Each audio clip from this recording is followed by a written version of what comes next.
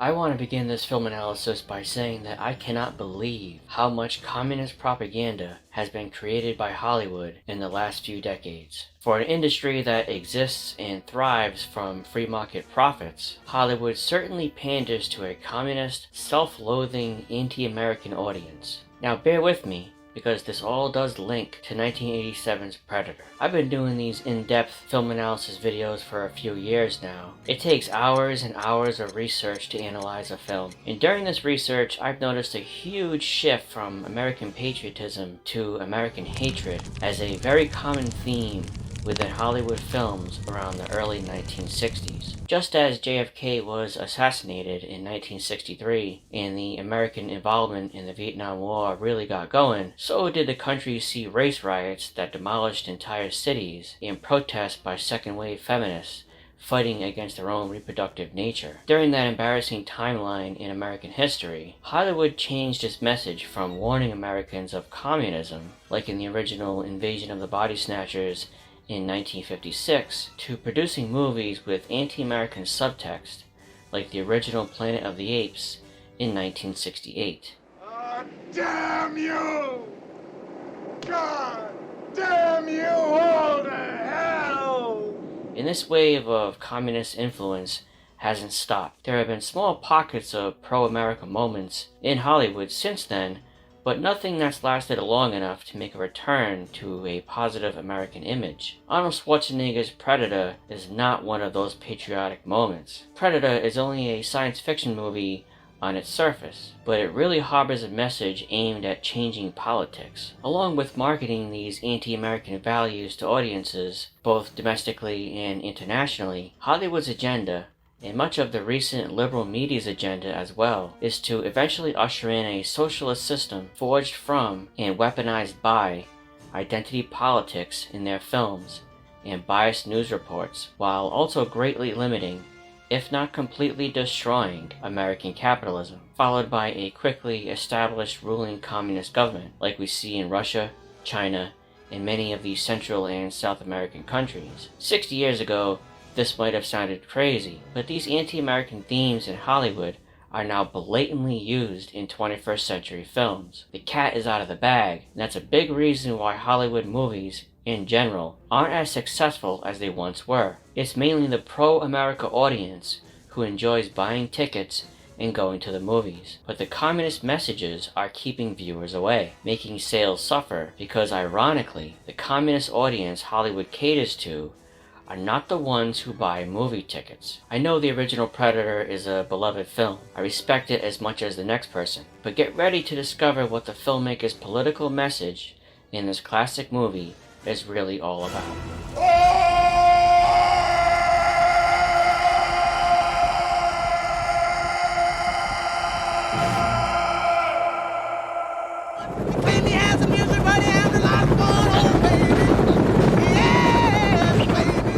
The general subtext in Predator symbolizes war, obviously, but it's so much more specific than that, especially in regard to its times. To understand Predator's true meaning, it's important we know the Reagan era and its dealing with foreign affairs during the 1980s. Even though America retreated from its Vietnam campaign in 1973, the Cold War political conflict with the Soviet Union was still going strong. Under the Reagan era, America saw a much-needed positive shift back to conservative values, as opposed to the no-holds-barred liberal philosophies like the free love movement that spread the AIDS epidemic, the glamorization of drug use that still plagues American society today, and abortion that was deemed illegal at the federal level in 2022. However, the Cold War still progressed throughout the world in the 1980s, especially in Central and South America. The movie never directly states which Latin American country Predator takes place in, although the script says it is certainly a Central American country. Now, that being said, when Dutch and the General look at the map, the intended location is a mountain range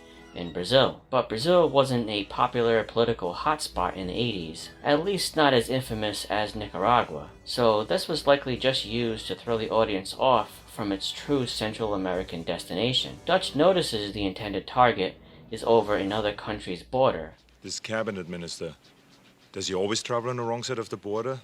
Now, this is the first likely indication that Nicaragua was the specified country in the film because the US had various training camps for the Contra soldiers stationed in Honduras and Costa Rica, two countries that bordered Nicaragua. During Ronald Reagan's first year in office in 1981, his administration helped the right-wing rebel groups, also known as the Contras, to battle with Jimmy Carter's previous left-wing contributions in Nicaragua. Whereas Carter's intention was to help bring communism to Nicaragua, the Reagan administration, a Republican movement, wanted to usher in balance and order by implementing conservative values with the use of Central American commandos. However, despite America's efforts, Nicaragua was, and still is, a third world country, and is one of the poorest countries in the world. Think of the proxy war in Nicaragua as Vietnam 2.0, but on a much smaller and quieter level because there wasn't a citizen draft. Like the Vietnam War, the Soviet Union was there to provide weapons and Marxist ideologies to Nicaragua. More proof Predator is symbolic of the Cold War is when Pancho briefly references Afghanistan to Dutch. Do you remember Afghanistan? Trying to forget it. Come on. The US actually helped Afghanistan rid their country of the Soviet occupation that lasted throughout the 1980s. So Dutch and his team are familiar with the Cold War conflicts, further suggesting the film is a symbolic extension of geopolitics. When Dutch and his team of American operatives arrive at the Central American camp, they're immediately met by Dylan, the once friend to Dutch, now turned CIA suit. Dylan! You son of a bitch! By using their friendship as a way to get what he wants, Dylan claims Dutch and his team are there to rescue other soldiers, but they quickly learn that Dylan used Dutch and his team as a hit squad to do the CIA's dirty work. Collecting the communist intelligence was the true reason they were there. You set us up! It's all bullshit! All of it!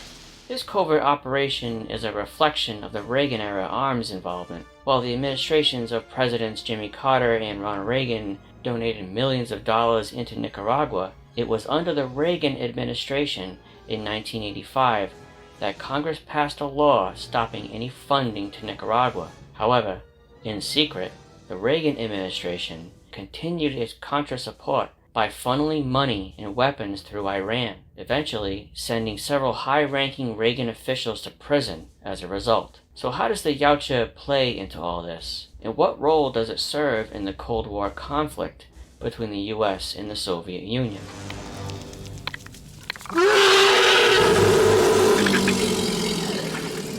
El que hace trofeos de los hombres means the demon who makes trophies of man. If Dutch and his team are in Nicaragua to rescue other soldiers from the communists, then whose side is the Predator on? Is it on any side at all, or is the Predator just a simple anti-gun metaphor? The first time we're aware of the Predator is just after Dutch and his team prepare for gunfire combat after finding the skinned bodies of American soldiers. Thinking it was the guerrillas, Dutch's crew get ready for battle. When Blaine reveals the M134 minigun, we first understand that a foreign entity is watching them. Payback time.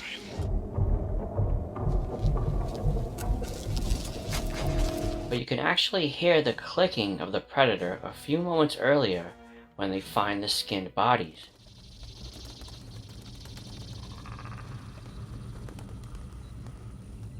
So the Predator was watching them already. And while the anti-gun subtext is there, it's not meant to be focused on, because Dutch even mentions it to the hostage Anna later on. Don't! Leave it! He didn't kill you because you weren't armed. No sport. It's not subtext if it's directly acknowledged. But what should be made aware is that the Predator is only stalking the American soldiers. Do we see the Predator take part in killing the Nicaraguans? Or the Soviets? Nope.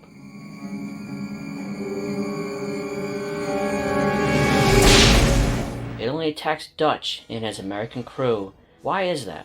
Because the Predator acts as a literal protector of the communist guerrillas in a symbolic form of political attacks against the Reagan administration. The Yautja represents a soldier of the socialist Sandinista movement of the times. The Sandinista National Liberation Front, sometimes known as FSLN, is a Christian socialist political party, and it mentions that her villagers had found dead bodies of men similar to what is happening to Dutch and his crew, implying that the Predator was around many years ago. This is likely another reference to Nicaragua's history of political violence since the early 1900s. For many years, Nicaragua has been under heavy conflict between liberal and conservative factions looking to gain control of the country. America, especially under the Reagan administration, is viewed by the Predator as a conservative threat to the communist takeover of Nicaragua.